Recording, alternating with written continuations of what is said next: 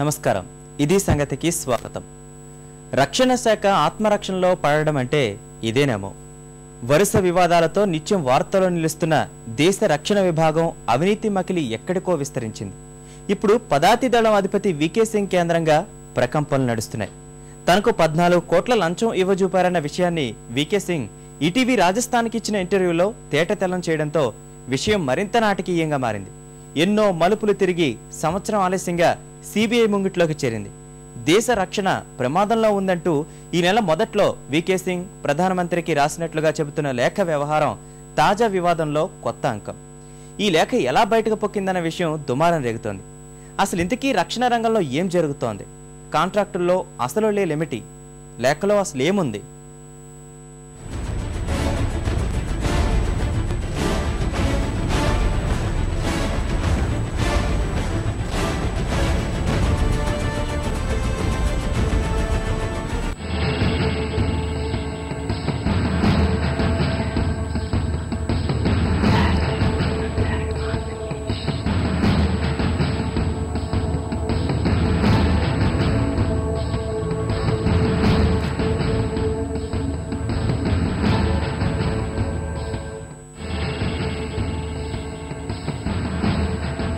1948లో వెలుగు చూసిన జీపుల కుంభకోణం దగ్గర్నుంచి నేటి ట్రక్కుల దాకా రక్షణ రంగంలో లెక్కలేనన్ని చీకటి లావాదేవీలు ఎప్పుడో అప్పుడు బయటపడినవే సంవత్సరం క్రితం తనకు 14 కోట్లు లంచం ఇవ్వజూపారన్న విషయాన్ని తాజాగా బయటపెట్టిన ఆర్మీ చీఫ్ వికే సింగ్ పెను ప్రకంపనలకే కేంద్ర బిందువయ్యారు తాజాగా వికే సింగ్ ప్రధానమంత్రికి రాసిన లేఖలోని అంశాలు కొన్ని బహిర్గతమవటం రక్షణ శాఖలో పెను సంచలనం దేశ రక్షణ ప్రమాదంలో పడిందన్న విషయం ప్రధానంగా చర్చనీయాంశమవుతోంది అదే అంశం కేంద్రంగా రాజ్యసభలో దుమారం రేగింది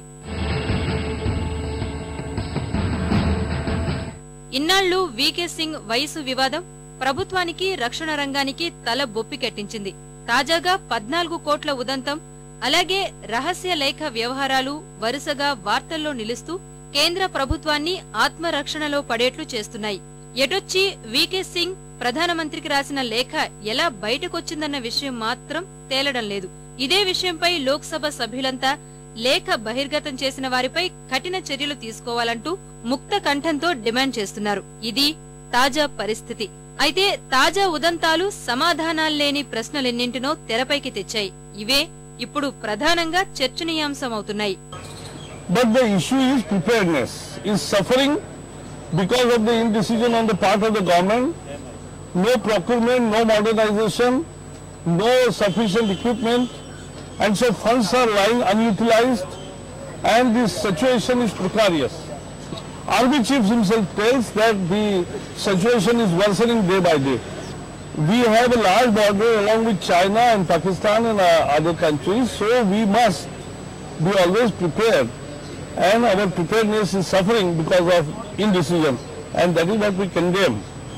రక్షణ రంగంలో కాంట్రాక్టుల విషయంపై అనుమానాలు ఈనాటివి కావు గతంలో వెలుగు చూసిన కుంభకోణాలే అందుకు సాక్ష్యం తాజాగా నాసిరకం ట్రక్కుల కొనుగోలు కోసమంటూ తనకు 14 కోట్ల లంచం ఇవ్వజూపారని ఆర్మీ చీఫ్ వికే సింగ్ చెప్పటం సంచలనమే అయింది రక్షణ రంగంలో ఎలాంటి పరిస్థితులు ఉన్నాయో కాగ్ ఏటా తన నివేదికల్లో బయట పెడుతూనే ఉంటుంది ఈ ఏడాది రక్షణ కేటాయింపులు అక్షరాల 1,94,000 కోట్ల రూపాయలు అందులో ఆధునిక ఆయుధ సామగ్రి కోసమే 80,000 కోట్ల రూపాయలు కేటాయించారు ఇంత పెద్ద మొత్తంలో నిధులు కేటాయిస్తున్నా ఖర్చు పెట్టడం లేదా లేకుంటే అడ్డదారణ వెళ్లిపోతున్నాయా అన్న సందేహాలు కాగ్ నివేదికలు చూసిన ఎవరికైనా కలుగుతాయి మన రక్షణ వ్యవస్థ శత్రు దేశాలకు లోకువైతే అంతకంటే మించిన పరాభవం మరొకటి ఉండదు భారత యుద్ధ సన్నద్ధత అధ్వాన్నంగా ఉందని కాగ్ ఇదివరకే కుండబద్దలు కొట్టింది తాజాగా ప్రధానమంత్రికి పదాతి దళాధిపతి రాసిన లేఖలోనూ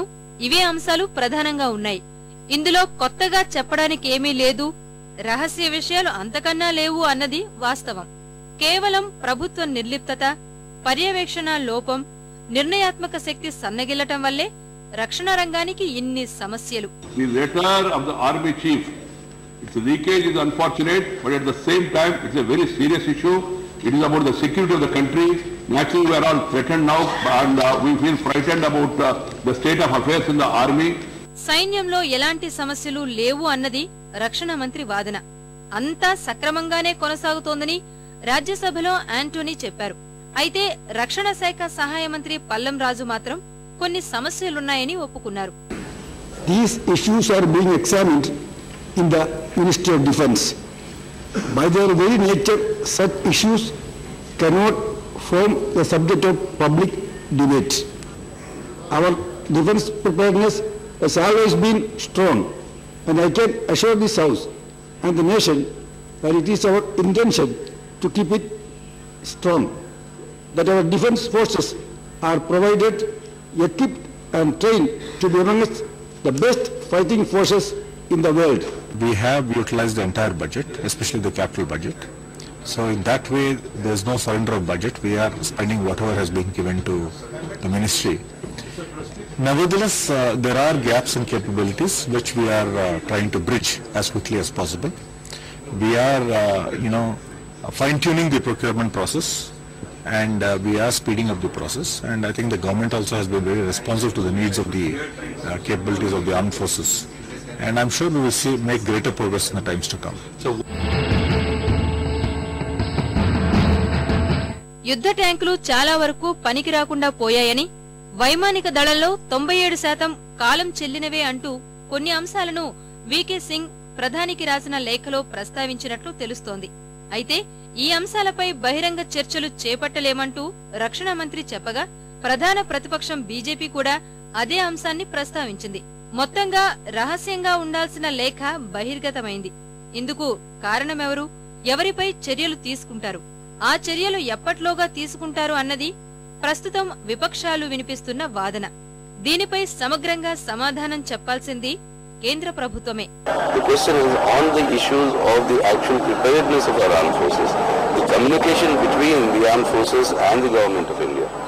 How can these communications become matters of public discourse? Obviously, this sort of a leakage that has happened is a serious matter. I don't know what that the government will have to answer as to who is responsible, what is the responsibility they will fix, because only they are privy to all this information. And what we have asked in the Parliament today is that the Parliament be informed that appropriate and correct actions have been taken. The Minister has assured that we will take the necessary action.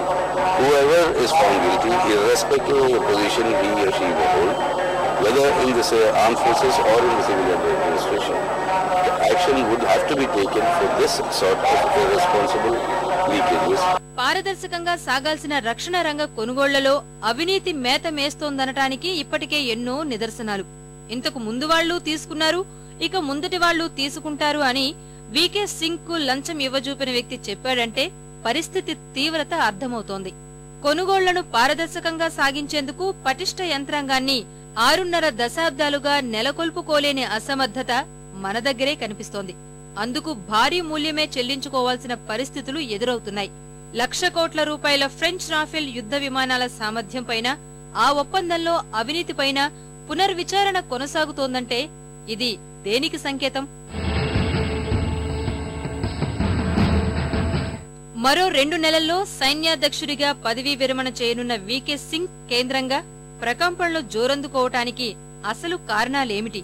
ప్రసార మాధ్యమాలతో మాట్లాడటం బాగా తగ్గించాలని, అనవసర వ్యాఖ్యలతో ప్రభుత్వానికి తలనొప్పులు తీసుకురావద్దని రక్షణ మంత్రిత్వ శాఖ 8 నెలల క్రితం నౌకా, వైమానిక, పదాతి దళాధిపతులకు ఆదేశాలు జారీ చేయటంలో ఆంతర్యం ఏమిటి?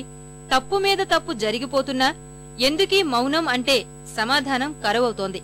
2010 సెప్టెంబర్లో వీకే సింగ్ కు 14 కోట్ల లంచం ఇవ్వజూపిన విషయం ఇన్ని రోజుల దాకా ఎందుకు బయటకు రాలేదు?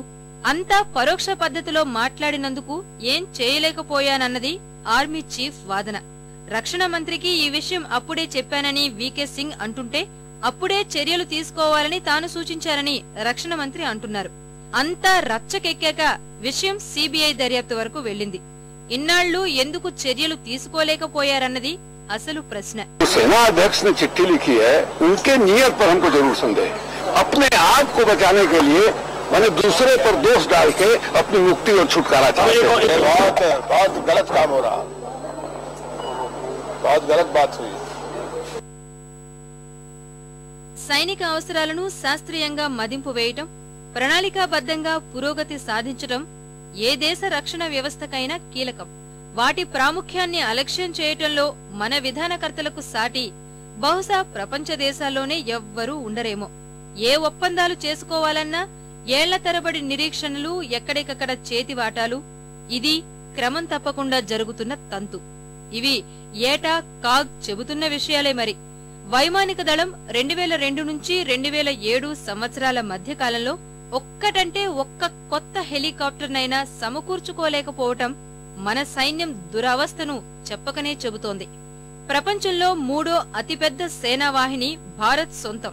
కేవలం సైన్యాన్ని పెంచడమే కాకుండా అత్యాధునిక ఆయుధాలు సమకూర్చుకోవటం, వేల మంది సైన్యం చేసే పనిని ఒకే దెబ్బలో చేసే ఆధునిక యుద్ధ విమానాల్ని చేర్చుకోవటం, వాటి సమర్థ నిర్వహణ ఎంతైనా అవసరం. రక్షణ విభాగపు విస్తృత వ్యవస్థ ప్రతిష్టను మసకబారుస్తున్న అంశాల్లో పెచ్చుమీరిన అవినీతి ఒకటని గతంలోనే కాగ్ నివేదికలు కుండబద్దలు కొట్టాయి. అటు అత్యాధునికంగా సాంకేతికంగా అభివృద్ధి చెందకపోవటం, ఇటు జవాన్లకు నాసిరకం ఆహార పదార్థాలు, కాలం చెల్లిన ఆయుధాలు సరఫరా చేయటం వంటి చర్యలన్నీ రక్షణ రంగాన్ని పతనం అంచుల్లోకి తీసుకువెళుతున్నాయనటానికి ఇంతకు మించి వేరే సాక్ష్యాలు అక్కర్లేదు. రక్షణ ప్రణాళికల తీరు చూస్తే దేశానికి పకడ్బందీ రక్షణ ఛత్రం అనేదే లేదన్నట్టుందంటూ వ్యవస్థీకృత లోపాలను కాగ్ తన నివేదికలో ఏటికేటా కళ్లకు కడుతూనే ఉంది. త్రివిధ దళాలు పలు సమస్యల్ని ఎదుర్కొంటున్నాయంటే ఏలికల ముందు చూపు ఎంత వెనుకంజలో ఉందో ఇట్టే అర్థమవుతుంది. భవిష్యత్ అవసరాలను మదింపు చేసేవారు లేరు. ఒకవేళ చేసినా వాటికనుగుణంగా స్పందించే పాలక శ్రేణులు కరవు. హెలికాప్టర్లు, రాడార్లు, జలాంతర్గాములు ఒక్కటేమిటి అన్నింటా కొరతే. శత్రు దుర్భేద్య భారతావని అవతరణ కోసం జనసామాన్యం అవసరాల్ని పక్కన పెట్టి మరీ వెచ్చిస్తున్న రక్షణ బడ్జెట్ను తన్నుకుపోవటానికి మించిన దేశద్రోహం మరొకటి లేదు. రక్షణ రంగంలో అసలేం జరుగుతోందో, కాంట్రాక్టుల్లో పారదర్శకత ఎలా ఉందో సమీక్షించుకోవాల్సిన తరుణం ఆసన్నమైంది. తాజా ఘటనల నేపథ్యంలో మేల్కోవాల్సింది కేంద్ర ప్రభుత్వమే.